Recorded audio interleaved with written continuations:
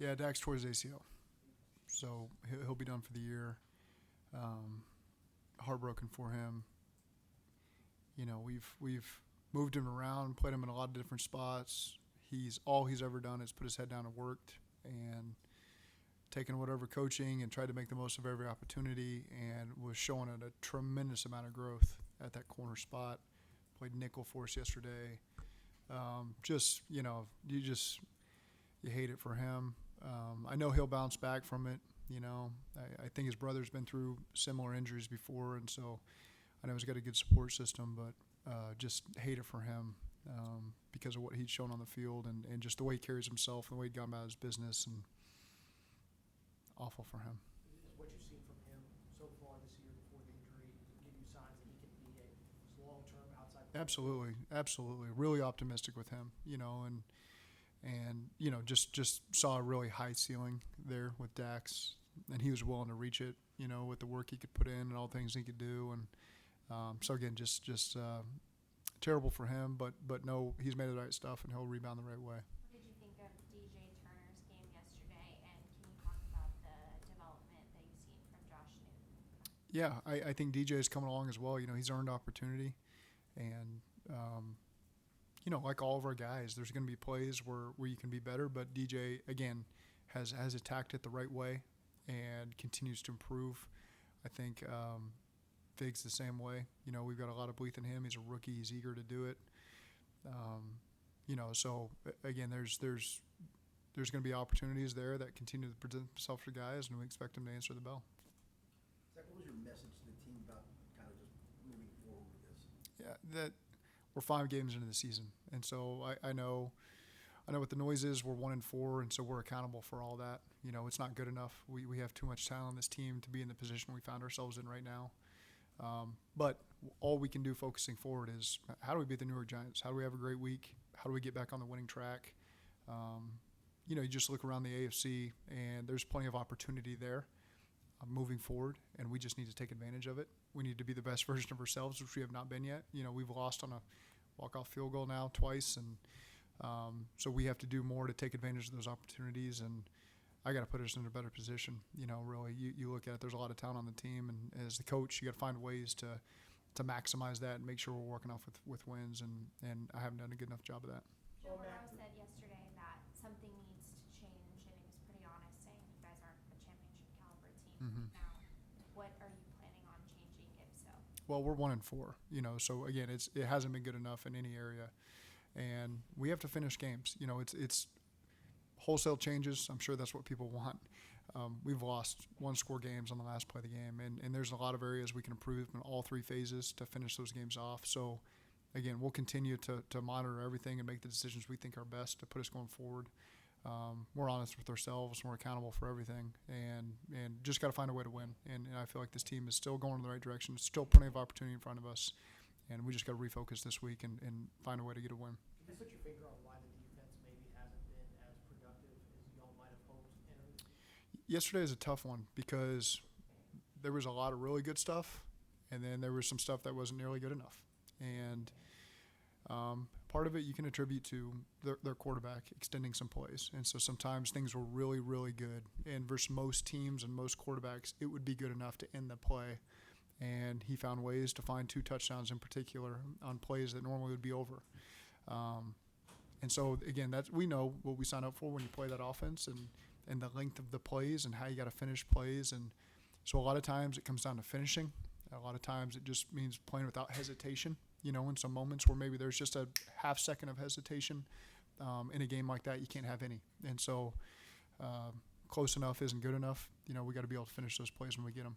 As you went back through the last drive, you guys had an overtime. Were you fine with the run calls? I'm very reflective on things I can improve on. At the end of the day, the decision for me is we are in comfortable enough field goal range for Evan, and I don't want to do anything to disrupt that. And again, I'm accountable. I know that there's probably a lot of different opinions on how that could go, but at the end of the day, that's where it sits with me is you don't want to take any sort of negative play. Sometimes it can be a penalty. Sometimes it can be something getting disruptive on the play. And when I trust our kicker in that position to finish the game for us like he has countless times, and I'm not putting the way that kick went on him by any means, but again, in every situation is a little bit different. We've been in those situations before. We've been aggressive and thrown the ball and tried to close out games that way. And yesterday, I felt that's where it went. But again, always think about it a million times. What would I have done differently? And I'm comfortable with where it ended. How much do you counter that,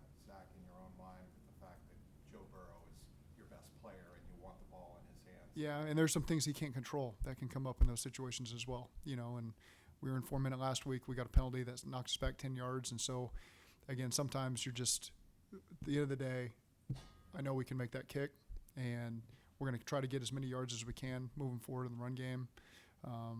And it didn't work in our favor.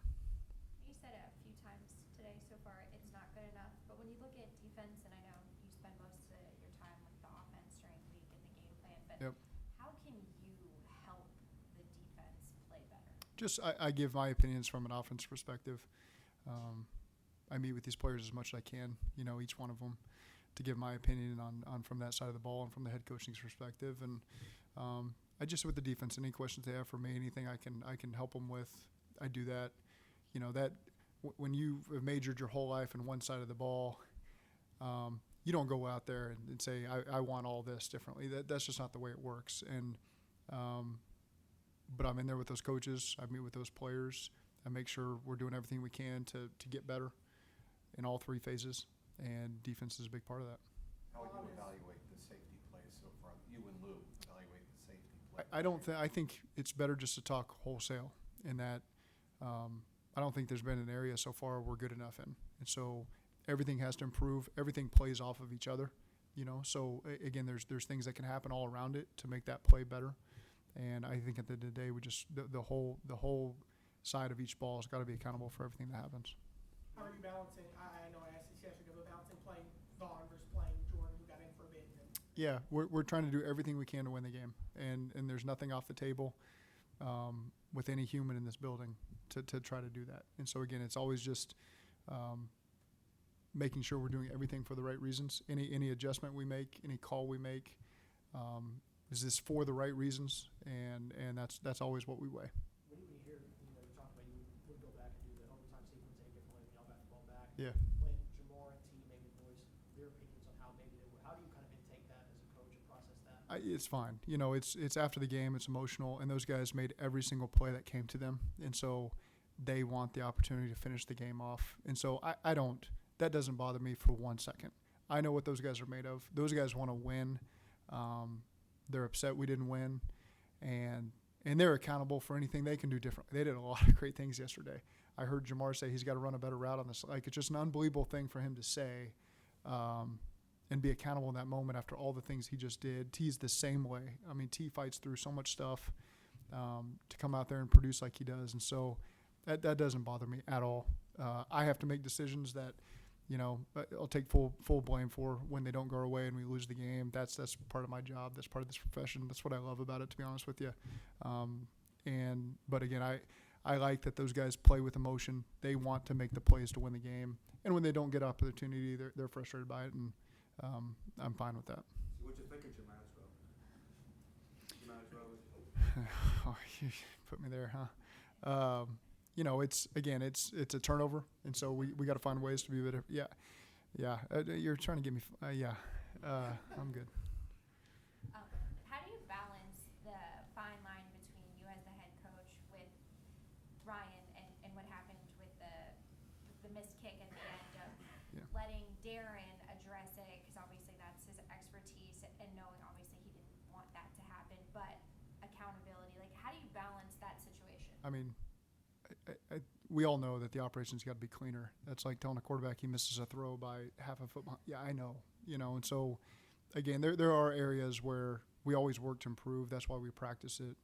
To say that I need to address somebody after a situation like that, we all know what happened. And so those guys are as sick as anybody, and I got full faith in them. That's why we put them out there to make that kick and to operate it. And so again, a lot of belief in those guys. They're doing a lot of great things for us, and obviously yesterday was below our standard when it happens on the final kick of the game, but still have faith that the next time we'll be better at it. When you talk about everybody being accountable for kind of how things have gone so far, what are examples or ways that manifest itself into how y'all prepare on a weekly basis?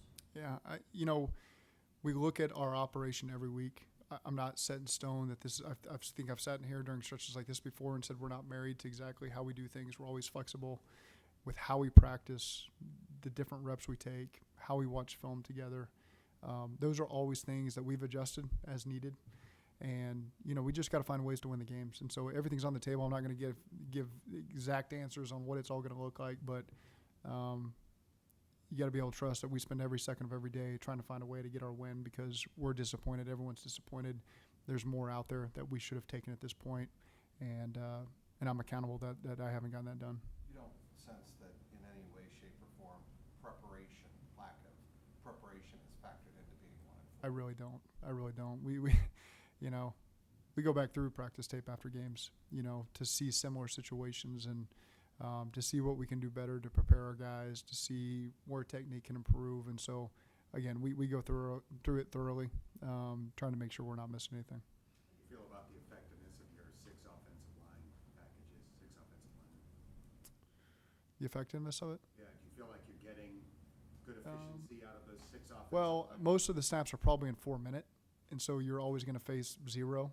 And so the yards, if that's what you're referencing, it's always going to be low because it's usually goal line, short yardage, or 4 minute. And so from an efficiency standpoint, you're not looking at 5-6 yard chunks. You're looking at sometimes 1.5 yards is efficient for us. So I don't know if I'm fully answering that question, but I just know a lot of the times we use it is in those situations where efficiency is a little bit weighted there. I don't necessarily mean statistically, but even in trying to get like a 3rd and 1 or whatever with 6 offensive linemen, do you feel like you're getting what you need in those situations? I don't think the extra offensive lineman has hurt us in any way, shape, or form. I think, we had 2 3rd and 1s yesterday that we didn't get, and neither one of them were on the perimeter.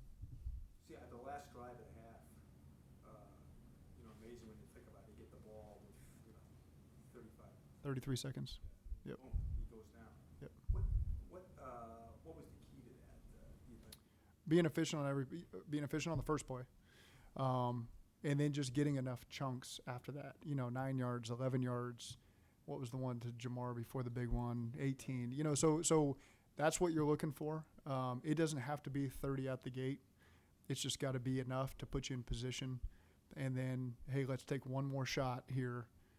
And it obviously paid off for us. And if it hadn't, we probably would have taken one more little dinker to try to get us in better field goal range. But felt like there might be an opportunity for a shot there. We took it. It was unbelievable throw and catch, good protection. And so that's where it's at. But that's kind of what leads to the end of the game on why we play that 3rd and 17 like you do. Because I've seen them have 10 seconds left against Jacksonville a couple years ago and give him an opportunity for a 68-yarder that he hit off the front upright in 10 seconds. So I took that into consideration, all those kicks against Detroit, against Jacksonville that he's attempted at the end of the game. And what you didn't want to do was throw the ball, stop the clock, give them the ball back with 35 seconds left with an opportunity to go win it with a field goal there. Because the amazing thing at the end of the half, you figure that's the last thing they want is Jamar to beat him. He did. It's hard. I mean, he went across the field. So they're doing what they can. I mean, you don't always have the opportunity to have the time to allow that to develop. And so it was good protection up front. It was a good job by Joe buying the time to allow Jamar. I mean, Jamar had to get vertical over a nickel, had to lean a safety, had to get across the field, 42 yards on the goal line. I mean, it's not one that happens quick. And so it was really good execution by all 11 of our guys. Great job by Andre, affecting 2 guys on a special route across the field. That's his job. He did his job, and Joe and Jamar did the rest. There have been games this year where you guys needed one more drive, end of game stuff, and the offense has sputtered out. Is that a specific area of the game you've looked at a lot in the last year or two? What's going on? Yeah, we have to close out these games, and I can think of, you're right in saying that. And so, again, that's sometimes you do a lot of really good things leading up to that moment, and you play it one drive at a time. And what did you do on your final drive? What did you do on your final 2 drives? And unfortunately, it just we haven't done enough there. Is there a commonality or a thing that prevents you all from maybe closing out some of these games? Or something an aspect that maybe is lacking that's not now allowing y'all to close these things? Everyone's a little bit different, and again, you always feel like you're in a really good spot, and then all of a sudden something just goes a little bit sideways. And the interception, I guess, is the one we'll point to, and you can have a lot of opinions on that. And ultimately, they get it. They get the play. They make a great play, and that was our opportunity we had. Also, how do you think Amari's came through after the game? Health-wise, I think he's really sore. But long-term wise, we'll be fine. But just sore, and we'd probably have to manage it this week. And Cody would be if he couldn't go for whatever reason, he would be back with that. I'm pretty confident he'll be able to go. Jackson Kirkland tore his bicep. You just got me on that, so he'll be out for the year. So we'll make some adjustments going forward. But When did that happen? fourth quarter, I believe. I'm trying to remember when we had the conversation. I think it was the fourth quarter. Special teams play, or he came in with Cody on one? I just remember hearing it during a drive, so I don't know if that was information that was coming from the previous special teams play, or I haven't gone back there and pinpointed when that happened yet. We've been in meetings this morning, but You feel good about Sheldon potentially playing this week? I think that's trending in a positive direction. I'm careful. We'll see him practice, and let him practice before we make that final declaration. How hard is it to have a full defensive evaluation, knowing that the big piece that y'all had this year hasn't really been able to be field the last few games? How difficult does that make the evaluation for you? No, I mean that's the NFL. Every team goes through injuries and adversity, and we can't make excuses for who's on the field or not, because we're playing other teams, and you look at their rosters and they go through very similar situations. So it'll certainly be great to have him out there. He's a big piece of what we do. He brings a lot to the table. That'll bring a lot of energy when he does come back, knowing that we got him back in the mix. But again, to make an excuse for that's why we've given up some things we've given up, I'm not going to do that. Okay, thank you. Thanks, guys.